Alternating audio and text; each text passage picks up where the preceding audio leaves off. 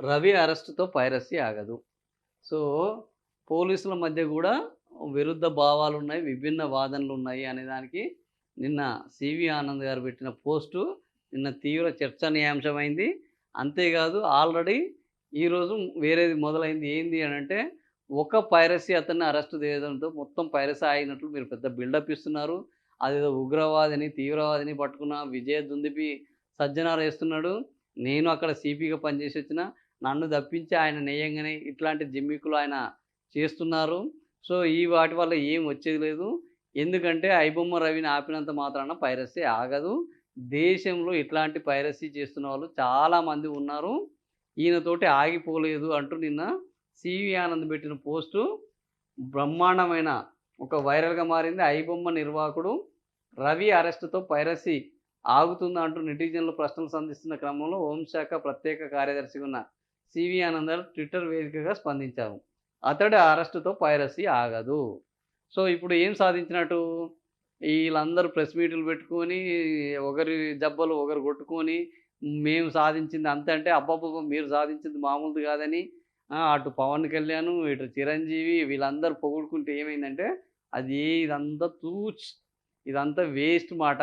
మీరు ఎక్కువ ఏంది ఒకరినొకరు ఊహించుకుంటుర్రు. అదంతా కాదు అని సివి ఆనంద్ చెప్పాడు.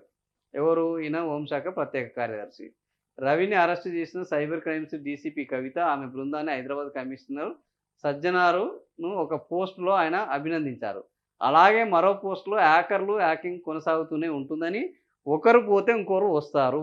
మనం నిన్ననే అనుకున్నాం గదా! ఒక డోర్ క్లోజ్ అయితే విండో ఓపెన్ అయితది. ఒకసారి ఎండాకాలం వస్తే, ఇంకోసారి వానాకాలం వస్తది.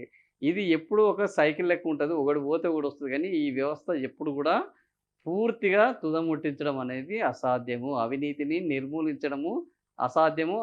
అవినీతిని నియంత్రించడమే. క్యాన్సర్‌ని నిర్మూలించలేము. కేవలం నియంత్రించగలము. కొన్ని ఈ దేశంలో ఉన్న రుగ్మతలను నియంత్రించడం తప్ప నిర్మూలించడం అసాధ్యం. అట్లాంటి రుగ్మతలలో ఒకటి ఏంది అనంటే ఈ పైరసీ. ఈ పైరసీని ఒకడు పోతే ఒకడొస్తాడు.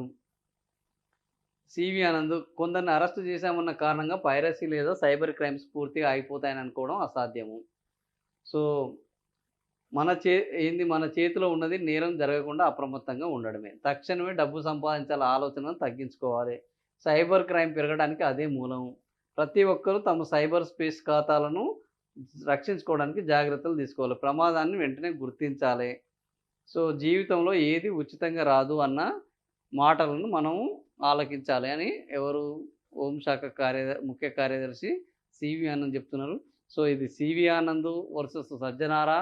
లేదా సివి ఆనంద్ నిజంగానే ఉన్న వాస్తవాన్ని ఎందుకంటే ఒక పోలీసు ఉన్నతాధికారి పోలీసుల యొక్క చర్యను ఒకవైపు అభినందిస్తూనే ఇది ఇంత వైరల్ అయితుంటే ఇది ఎక్కడ ప్రభుత్వానికి చెడ్డ పేరు వస్తది, మళ్ళా రేపు ఏమన్నా అయితదని ముందు జాగ్రత్తతోని ఇది చేపట్టిండా? లేదా తను గతంలో జరిగిన పోస్ట్‌లో ఇంత ఎక్కడ హైప్ రాలేదు. ఇప్పుడు సజ్జనార్‌కి హైప్ రావడము, ఈ ప్రభుత్వం మీద విపరీతమైన కామెంట్లు రావడము, వీటిని అరికట్టాలని ఈ పోస్ట్ పెట్టాడో తెలవదు గానీ, ఇలా ఒకటి మాత్రం వాస్తవం ఆల్రెడీ ఐబొమ్మ 1 ఈరోజు వచ్చేసింది. ఐబొమ్మ రవి ఇక్కడనే ఉన్నాడు. కానీ ఐబొమ్మ 1 వచ్చేసింది. ఐబొమ్మ 1లో అనేకమైన కొత్త సినిమాలు దర్శనమిస్తున్నాయి. ఐబొమ్మ 1 దాన్ని క్లిక్ చేస్తే అది ఎక్కడికెళ్తుంది? మూవీ రూల్స్‌కెళ్తున్నది. ఇప్పుడు మూవీ రూల్స్ ఎవరి కంట్రోల్‌లో ఉన్నది? తెలవదు. ఎక్కడి నుంచెల్లి ఆపరేట్ అయితుంది? తెలవదు. వాళ్ళని ఎప్పుడు పట్టుకుంటారు? తెలవదు. ఈలోపు ఇంకెన్నొస్తాయి? తెలవదు. ఇప్పటికే 100 మందికి పైగా హ్యాకర్లు, 100 మందికి పైగా ఈ పైరసీ మూవీ వాళ్ళున్నారు. తమిళనాడులోనే 100 మంది ఉన్నారట. ఇక మిగతా రాష్ట్రాల్లో ఎంతమంది ఉన్నారో తెలవదు. సో, ఒక్క రవిని పట్టుకొని బ్రహ్మాండం బద్దలైందని ఈ ఎవరు సజ్జనార్ గారు, ఈ సినిమా పెద్దలందరిని కూసోబెట్టుకొని ప్రెస్ మీట్ పెట్టి హైప్ తీసుకొచ్చుకునే ప్రయత్నం చేశారు. ఇప్పుడు మీరు చేపట్టిన కార్యక్రమమే మీకు ఒక చేటుగా మారింది. సమాజం నుంచి విపరీతమైన వ్యతిరేకత వస్తున్నది. సమా ఐబొమ్మ రవికి గతంలో లేని క్రేజ్‌ని మీరు తీసుకొచ్చి పెట్టారు. ఆయన మానాన వాడెక్కడనో విదేశాల్లో ఉంటూ ఏదో డబ్బులు సంపాదించుకున్నారు గానీ, ఇప్పుడు హీరో చేసేశారు ఐబొమ్మ రవిని. ఐబొమ్మ రవిని హీరో అయిపోయారు. ఇప్పుడు సినిమా పెద్దలు మెయిన్ విలన్‌లయ్యారు. ఇప్పుడు సపోర్టింగ్ విలన్‌లుగా ఏంది సజ్జనార్ తయారైపోయారు. వీళ్ళిద్దరు విలన్లు అని డైరెక్ట్‌గా 'సివి ఆనందే' చెప్తున్నారు. మీరు ఏదో పెద్ద అదేం చేసినావు అని అనుకోకండి. వాడిని పట్టుకోగానే పెద్ద అయ్యింది లేదు, పోయింది లేదు. ఇంకా కొనసాగుతది. ఇంకా మిగిలే ఉన్నది. సశేషంగా ఉన్నది అని ఆయన చెప్తున్నారు. సో, ఇప్పుడు సజ్జనార్ గారు దీనికి ఏం స్పందిస్తారు? మరి ఈ సినిమా పెద్దలు వాళ్ళ ఆత్మవిమర్శ ఈ రేట్లు పెంచొద్దురా బాబు! ఈ దోపిడీని ఆపండి.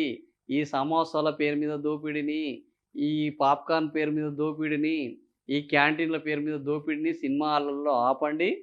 ఈ టికెట్ల రేట్లని ఆపండి అని జనాలు నెత్తి నోరు పట్టుకొని మొఖాన ఉమ్మేసి చెప్తున్నారు.